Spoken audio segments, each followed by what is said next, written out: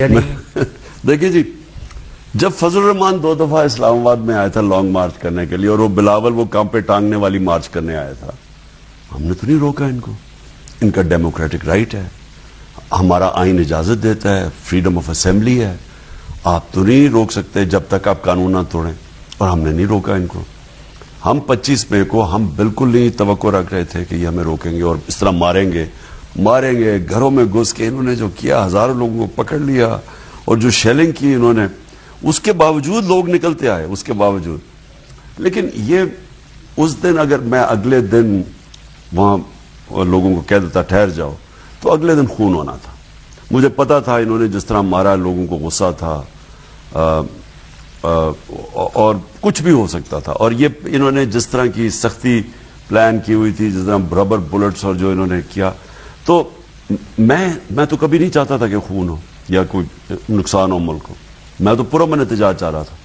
ابھی بھی مجھے پتا ہے یہ تو بیوقوف سا آدمی ہے، یہ مجرم پیشہ لوگ ہیں، جرائم پیشہ لوگ ہیں. یہ رانا ثناء اللہ جو بھی جانتا ہے فیصل آباد میں یہ لوگوں کو مروانا، قبضے کرنا، یہ گھٹیا قسم کے لوگ ہیں.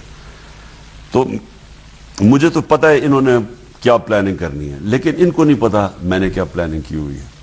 اور میں نے اب ایسی پلاننگ کروں گا، یہ جو بھی پلان کر لینا یہ اب روک نہیں سکے گا. کیونکہ جو عوام ہے نا جی، دیکھیں پبلک پلس اس وقت یہ ہے، میرے پیچھے لوگ پڑے ہوئے کہ کال دو، میں ان کو روک کے بیٹھا ہوں. کال تو میں نے دینی ہے، نکلنا تو ہے میں نے، اور اسی مہینے نکلنا ہے. دن میں صرف فیصلہ یہ کر رہا ہوں کہ دن میں تھوڑی سی میری تیاری پوری اور رہتی ہے اس کے لیے. وہ جب میں تیاری پوری کر دوں گا میں نے کال دے دینی ہے، کیونکہ انہوں نے الیکشن نہیں کروانا.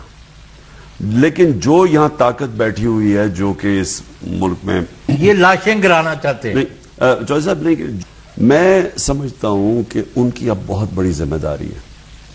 کیونکہ دیکھیں پاکستان جت تیزی سے نیچے جا رہا ہے نا، اسحاق ڈار کو جو وہ جینیس کو لے کے آئے جس نے 2 دفعہ ملک کو بینکرپٹ کیا ہے، جو کون مین ہے، جس نے ہدایبہ پیپر مل کے اوپر وہ جو اس نے جو سائن کیا ہوا ہے اپنا ریٹرن کے نواز شریف کی فیملی کے لیے پیسے چوری کر کے لانڈر کر کے باہر لے کے جاتا تھا، اس آدمی کو یہاں آنے دیا.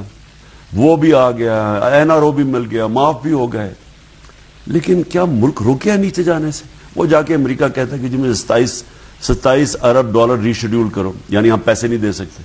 تو پاکستان تو قدر دیوالیہ نکل گیا ہے.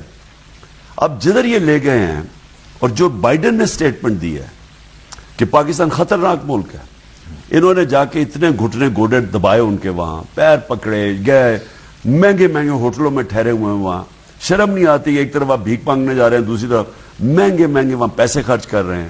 وہ اگلے بھی حقارت سے ان کو دیکھتے ہیں. اور کتنی یعنی ان کو کتنا نیچا سوچتے ہوں گے کہ اتنی محنت اور ان کے پیر پکڑنے کے بعد جو بائیڈن کی سٹیٹمنٹ آئی ہے، اور وہ اس قوم کو اس طرح کی ذلت سامنا کرنا پڑتا ہے جو اپنی عزت نہیں کرتی. میری فورن پالیسی، میں ان کو کہتا گیا، میں امریکنوں کو، ویسٹرن مائنڈ کو سمجھتا ہوں. میں ان کو کہتا گیا کہ ان کی آپ یہ پیر پکڑیں گے، وہ اس سے نہیں، وہ آپ کی فورن پالیسی یعنی آپ کی وہ کوئی مدد کریں گے. وہ ریسپیکٹ کرتے ہیں جب ملک اپنے نیشنل انٹرسٹ کے لیے کھڑا ہوتا ہے. ایک تو ان کو سب کو پتا ہے کہ ان کے چوریوں کے پیسے باہر پڑے ہیں. آپ یقین کریں، میں جب پرائم منسٹر بنا، مجھے کتنے ہیڈز آف سٹیٹ نے کہا کہ شکر ہے پاکستان میں کوئی ایماندار پرائم منسٹر آیا. مڈل ایسٹ کے اندر مجھے انہوں نے کہا.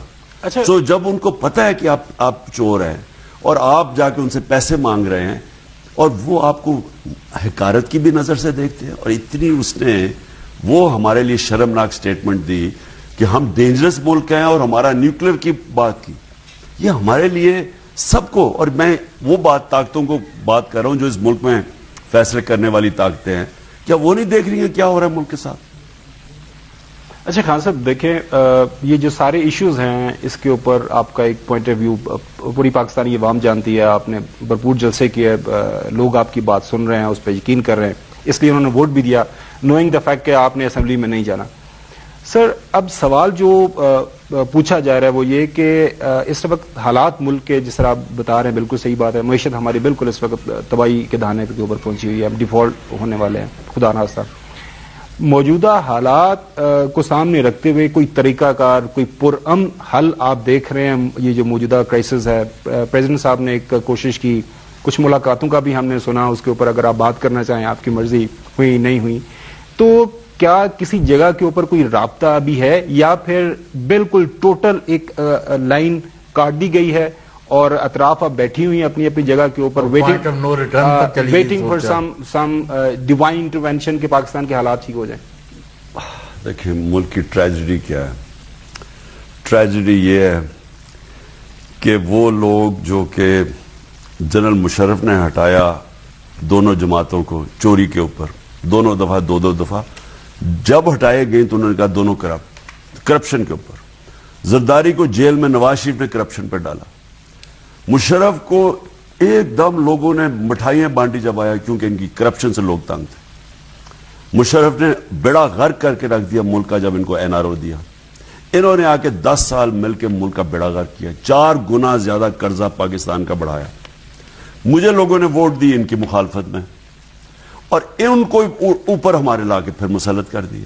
اور یہ سمجھتے جنہوں نے بھی کیا انہوں نے یہ سمجھا کہ جی کیونکہ ہم نے کیا تو اب لوگ ان کو پسند کر لیں گے, کہ جی ان کے اوپر ثابت نہیں ہوا ان کے کرپشن کیسز جو 30 سال سے ملک کو چوری کر رہے تھے. لندن کے سب سے مہنگے علاقے میں بیٹھا ہوا ہے اور بتا نہیں سکتا پیسہ کدھر, نہیں جی یہ ثابت نہیں ہوا, تو ان کو اوپر آ کے بٹھا دیا. اب پبلک کا جو ریئیکشن آپ دیکھ رہے ہیں نا, نمبر 1 یہ کہ ایک تو بیرونی سازش, خود ہی انہوں نے سائفر کا کلیم, اب تو واضح ہو گیا نا کہ سائفر تھا, پہلے تو کہتے تھے کہ سائفر تھا ہی نہیں, اب تو واضح ہو گیا. اس کے بعد چور جو سارے ایک دوسرے کو چور کہتے تھے وہ اکٹھے ہو کے میرے خلاف آ گئے اور ان کو اوپر بٹھا دیا. ایک اس کے اوپر ریئیکشن آیا پبلک کا. تیسرا ریئیکشن آیا, انہوں نے کہا جی مہنگائی کم کریں گے. 50 سال میں مہنگائی کے ریکارڈ توڑ دیے انہوں نے, سب سے زیادہ مہنگائی آج پاکستان میں 50 سال میں, اور معیشت نیچے جانی شروع ہو گئی. اب ابھی بھی جو اس ملک کے فیصلہ کرنے والے لوگ ہیں ان کو سمجھ نہیں آ رہی. میں حیران ہوں کہ جو اس ملک میں جس کا جینا مرنا پاکستان میں ہے, کیا اس کو نہیں پتا چل رہا ملک کدھر, اور ان کو پتا ہے عوام کدھر کھڑی ہے. عوام بجائے عوام کے ساتھ کھڑے ہونے کے وہ ان کے ساتھ جا کے کھڑے ہو گئے, اور پھر حیران ہوتے ہیں کہ جی لوگ ہمیں برا بھلا کہہ رہے ہیں, جی دیکھیں وہ فلانا کہہ دیا, وہ جگہ وہ سوشل میڈیا پہ کہہ دیا. قوم ان کو نظر آ رہا ہے کھڑی ہے. سلوشن اس کی سلوشن الیکشن ہے.